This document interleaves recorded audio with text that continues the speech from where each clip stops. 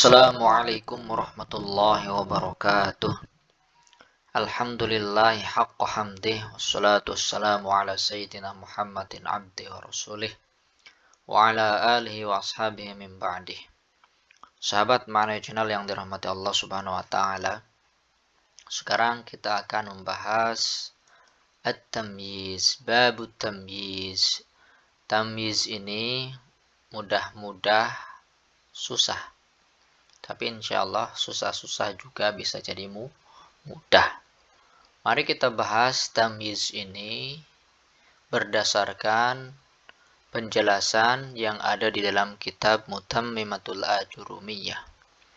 Kalau hanya sekedar penjelasan yang diambil di kitab Jurumiyah ini tidak lengkap ya. Di sini insya Allah lebih lengkap. Langsung saja saya baca lagi. Definisinya tamyiz itu adalah huwalismul mansubu. Dia adalah isim al-mansubu yang ternasobkan atau yang dibaca nasab. Berarti bukan marfu, bukan juga majrur. Ini mansub. Al-mufassiru yang menafsirkan. Jadi isim mansub ini untuk menafsirkan. Kalau ada kalimat untuk menafsirkan, itu berarti ada sesuatu yang belum jelas, sehingga butuh penafsiran. Jadi isi mansub ini untuk menafsirkan. Untuk menafsirkan apa? 5. Ya, untuk apa-apa saja. In bahama, yang masih mubham, yang masih samar. Minadzawati, dari zat-zat. Awin nisabi, atau dari nisbah, dari penyandaran. Nah, jadi ada 2 berarti yang masih samar itu zat, ya, isim zat. Yang kedua nisbah, penyandaran yang ada di dalam jumlah nanti, dalam fi'il atau juga dalam mubtada khobar ada. Kesimpulannya berarti tamyiz ini atau isim yang fungsinya untuk menafsirkan ini, untuk menjelaskan kesamaran ini atau menghilangkan kesamaran ini ada 2. Ada tamyiz minadzat al-mubhamah atau disebut juga dengan tamyiz mufrad. Jadi tamyiz yang digunakan untuk menjelaskan dari satu kata, satu isim yang mubham, yang masih samar. Yang kedua, tamyiz minan nisabil mubhamah, dari nisbah ya. Dan nisbah ini juga sering disebut tamyiz jumlah. Baik, yang pertama dulu. Jadi tamyiz dari isim zat yang masih mubham, yang masih samar. Nah, isim zat yang masih mubham ya, itu ada beberapa. Jadi isim zat yang masih samar, yang membutuhkan tamyiz, yang membutuhkan penjelasan, itu ada beberapa. Yang pertama yaitu adat, ya, isim adat ini juga bilangan. Bilangan ini masih samar, dia membutuhkan tamyiz. Contoh, ishtaraitu 20 gulaman. Andai berhenti di 20 ya, maka dia akan susah dipahami, masih samar di telinga pendengar. Misalkan, ishtaraitu 20, aku membeli 20. Titik sampai situ. 20 apa? Nah, itu masih mubham namanya. Nah, masih mubham karena isim adat. Isim adat itu dia butuh tamyiz. Karena itu diberikan tamyiz gulaman. Apa saja, kitaban atau apa saja. Yang jelas dia nanti kedudukannya menjadi tamyiz. Ishtaraitu 20 gulaman, aku membeli 20 budak. Ini yang pertama. Jadi 20 adad ini, bilangan ini termasuk isim mubham, isim yang masih samar sehingga membutuhkan tamyiz. Dan tamyiz yang mansub ini ya, ini dinasobkan oleh isim adad ini sendiri, oleh 20 ini sendiri. Yang kedua, isim zat yang masih mubham atau yang mubham adalah miqdar, ukuran. Ya, ukuran seperti takaran, seperti timbangan, ya itu ukuran. Contoh, ishtaraitu qafizan buron. Qafiz, seqafiz buron, ya buron ini buah lah, buron. Nah, qafiz ini kalau di dalam syarahnya itu itsna asyara so'an. Jadi dia 12 sok. Ya, seqafiz ini ukuran nggak tahu dipakai atau tidak sekarang, sudah nggak ada barangkali. Seqafiz ini adalah 12 sok. Dikalikan saja kalau ingin diliterkan ke kita. 1 sok itu kan sekitar 3,5 liter kan ya. Nah, dikalikan saja 12. Yang jelas seqafiz ini takaran. Jadi aku membeli seqafiz. Nah, kalau titik sampai situ itu masih mubham, masih samar. Misalkan saat saya membeli sekilo. Sekilo apa? Nah, dia butuh tamyiz. Sekilo padi kah? Sekilo kurma atau yang lainnya. Nah, itu miqdar ya, ukuran sekilo kalau sekarang ya, seapa gitu. Nah, itu termasuk isim mubham, isim zat mubham. Kemudian yang ketiga, syibhul miqdar. Apa itu syibhul miqdar? Ini menyerupai takaran, tetapi dia bukan takaran karena sebetulnya tak ada takaran yang seperti itu. Atau dia tak digunakan sebagai takaran, sebagai ukuran, baik mengkilo ataupun menimbang, itu tidak digunakan.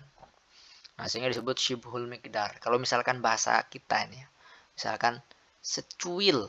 Nah, apakah ada tuh takaran secuil? Tapi itu sering digunakan kan? Atau seemprit.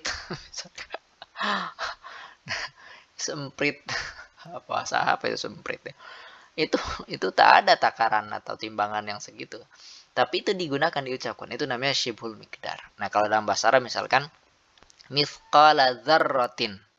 Ya, seberat ya biji dzarrah.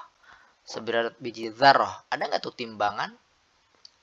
Misalkan beli sesuatu, beli padi seberat biji dzarrah ya. Kan nggak ada tuh timbangan yang seperti itu. Nah, ini disebut syibhul miqdar. Mithqala dzarratin ini butuh tamyiz khairon. Jadi khairon sebagai tamyiz. Kemudian yang keempat, ini makana far'an li tamyiz, adalah sesuatu yang tercabang dari tamyiz. Jadi ada sesuatu yang tercabang dari tamyiz, maka sesuatu itu termasuk isim mubham, isim zat mubham. Contoh, hadza khatamun hadidan. Nah, ini adalah khatam, cincin besi. Nah, khatam ini adalah cincin. Kira-kira cincin itu asal atau cabang? Jelas, cincin itu cabang. Asalnya apa? Asalnya adalah besi atau yang lain. Bisa besi, bisa emas, bisa perak. Yang jelas cincin ini adalah cabang. Maka nafar'an, ada sesuatu yang tercabang dari tamyiz. Hadidan ini tamyiznya. Ya. Maka sesuatu yang tercabang, ya, atau yang bukan asal, ya, tercabang dari tamyiz, ya, dia termasuk isim zat mubham, masih samar, sehingga boleh hadidannya ini sebagai tamyiz. Hadza khatamun hadidan. Nah, begitu ya. Inilah keempat isim zat yang masih mubham, ya, yang masih samar, sehingga dia membutuhkan tamyiz. Baik, paham sampai situ ya. Sekarang yang kedua, ya, tamyiz jumlah atau tamyiz nisbah. Ini satu, ada kalanya muhawwal anil fa'il. Nah, contohnya nih ya, muhawwal anil fa'il ini. Tasabbaba Zaidun araqan. Mana tamyiznya? Jelas, gampang karena sudah saya berikan warna merah ini araqan, ini adalah tamyiz. Nah, araqan ini mulanya sebagai fa'il. Ini yang disebut muhawwal anil fa'il.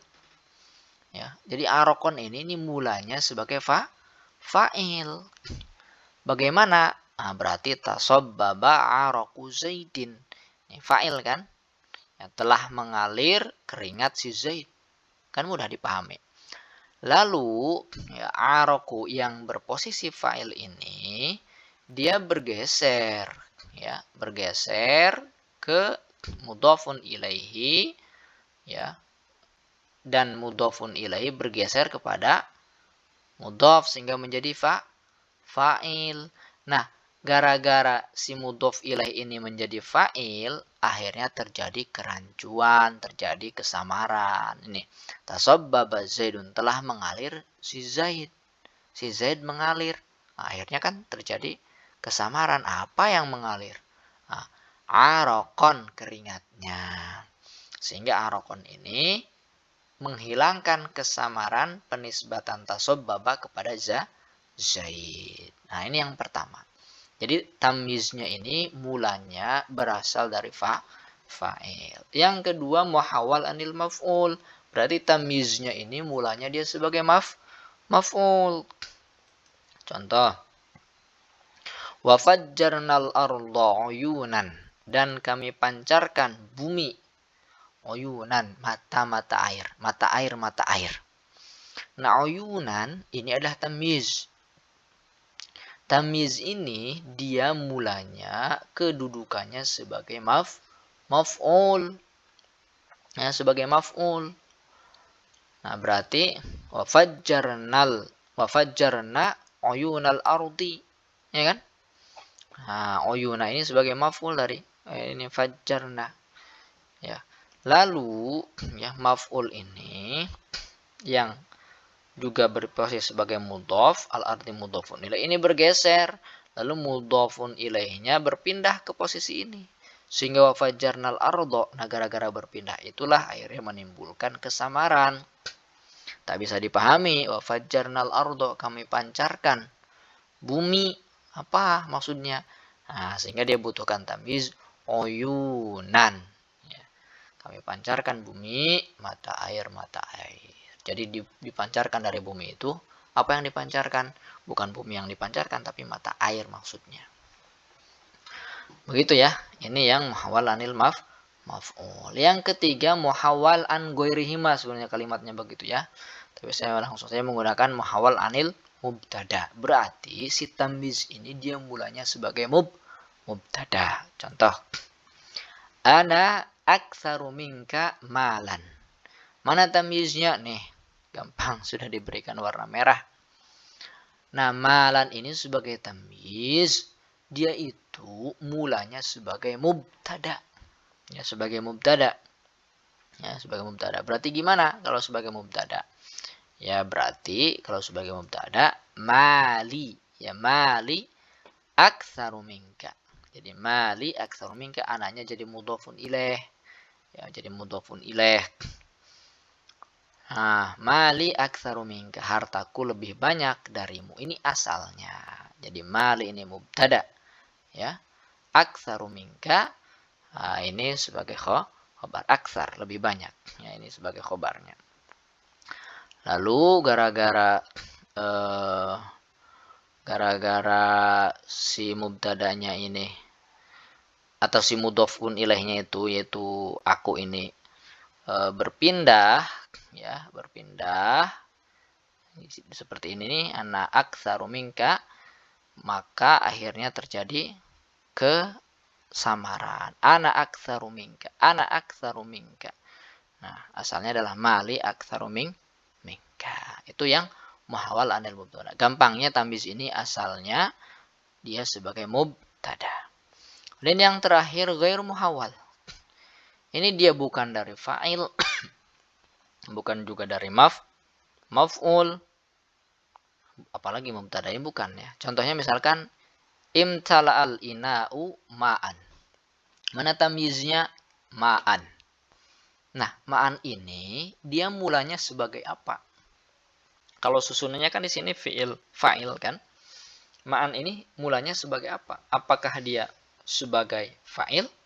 Bukan, ya, bukan sebagai fa'il. Kenapa? Karena imtala ini fi'ilnya fi'il